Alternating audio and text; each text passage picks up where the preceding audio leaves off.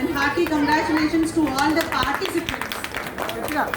या देवी सर्वभूतेषु शक्ति रूपेण संस्थिता नमस्तस्यै नमस्तस्यै नमस्तस्यै नमो नमः. So there is Shakti in all of you, and I bow my head to the Shakti, which is a burning desire in you to come up in martial arts or in cultural events. So it is my pleasure to see so many artists here, either in martial arts or in cultural events like Bharatanatyam, Kuchipudi or different styles of art here. Hearty congratulations to all of you. It is the blessings of Goddess Shakti that has made you to come onto the stage and receive so many awards, so many rewards and so many appreciations from not only your parents and gurus, but also from all your relatives and all the guests who have come to this occasion. At this juncture, there are so many participants and winners of this All India meet also, as told by our Guru, Shri Shikamani sir, who was our Additional Director Outdoor when I was undergoing my training in Police Academy. It is my privilege to share the dais of so many gurus here. Retired SP sir Shri Chakrapani Garu, as well as Shikamani sir, as well as another SP also was here.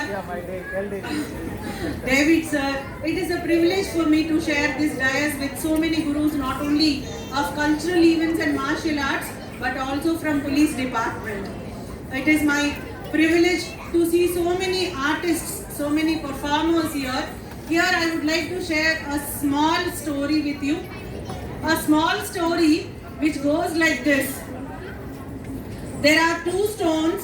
One rock was asking another rock, both of us are made from the same hillock, but I am stuck by everyone, but you are worshipped by everyone. What is the difference between both of us in spite of both the rocks belonging to the same hillock?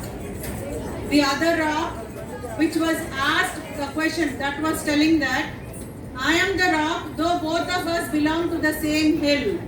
I have undergone so many pains, so many sufferings, which the sculpturist has done on me. So because of undergoing those pains, now I am sculptured into goddess and I am being worshipped by everyone. But you are the stone who couldn't tolerate that pain, who couldn't tolerate that strain, who couldn't tolerate that pressure, and that is the reason you have ended up of being a step before the temple and everyone is stepping on you. So this small story teaches us only when we undergo those pressure, that sort of pleasure, we have to take the pleasure out of that pressure, and we have to undergo those pains during the training, and it is only then the goddess or God comes out of you. So ఆ ఉలి శిల్పి చేతిలో ఉన్నటువంటి ఉలి చేసేటటువంటి ఆ చెక్కటంలో ఉండే ఆ బాధను ఎవరైతే ఒక ప్లెజర్గా ఇది ట్రైనింగ్లో భాగమని శిరస్సు వంచి దాన్ని యాక్సెప్ట్ చేస్తారో వాళ్ళు మాత్రమే ఒక అద్భుతమైనటువంటి శిల్పంగా మలచబడతారు. కానీ ట్రైనింగ్లో ఉన్నటువంటి బాధలకి తల వంచకపోతే, తట్టుకోలేకపోతే అందరూ తొక్కేటటువంటి ఒక స్టెప్గా మాత్రమే ఉంటారు.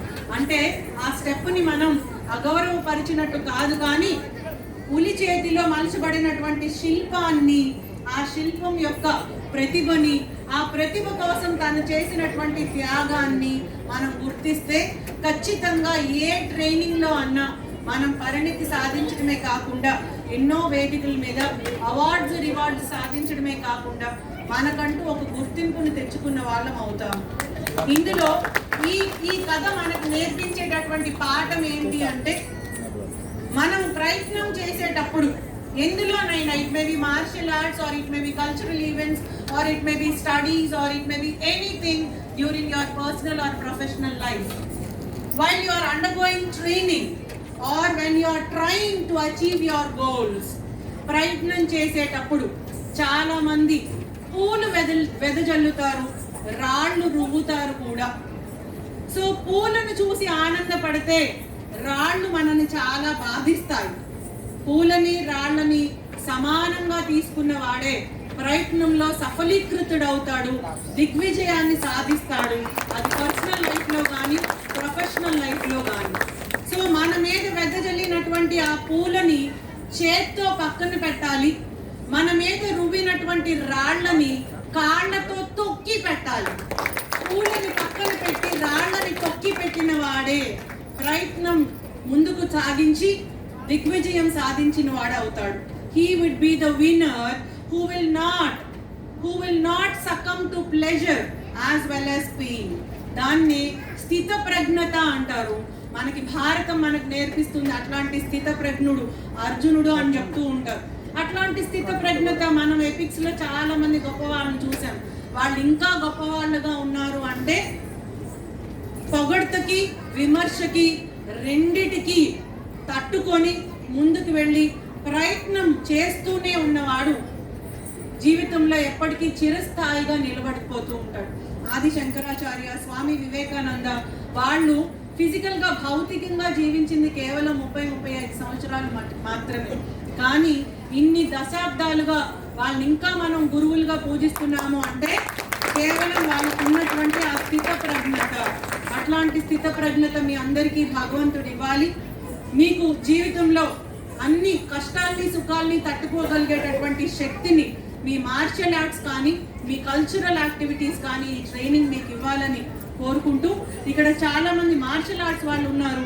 మీరు దేవుడిగా పూజించేటటువంటి బ్రూస్ లీ ఒక మంచి మాట మాట్లాడారు.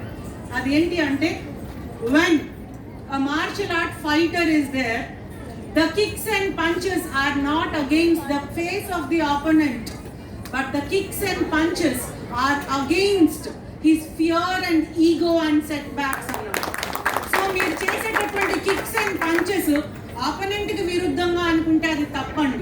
అది మనలో ఉన్నటువంటి ఆ ఈగో, మనలో ఉన్నటువంటి అహం, ఆ అహంకి వ్యతిరేకంగా ఆ కిక్స్ అండ్ పంచెస్ ఎవరైతే చేస్తారో he will be venerated, he will be like acclaimed as a great warrior or a hero.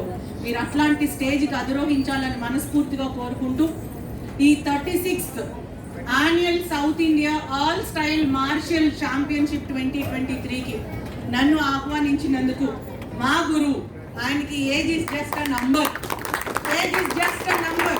he is 60+, but mount ఎవరెస్ట్ని అధిరోహించి ఇప్పటికీ కూడా మేము 2010లో వారి దగ్గర ట్రైనింగ్ పొందాము.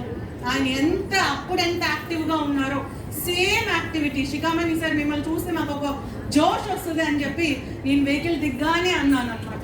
సో సార్ నన్ను ఇంత మంచిగా ఆహ్వానించినందుకు, మరొకసారి మీ అందరికీ పరిచయం అవ్వడానికి అవకాశం సార్ నాకు ఇచ్చినందుకు వారికి కూడా ధన్యవాదాలు తెలియజేస్తున్నాను. ఈ వేదిక ఒక గొప్ప పోలీస్ ఆఫీసర్స్ని పరిచయం చేయడం, అట్లానే ఎంతో మంది గురువుల్ని పరిచయం చేయడం, తల్లిదండ్రుల్ని బంధుమిత్రుల్ని పరిచయం చేయడమే కాకుండా కళాకారుల్ని పరిచయం చేసినందుకు ఈ వేదికకు కూడా కృతజ్ఞతలు తెలియజేసుకుంటూ జై హింద్.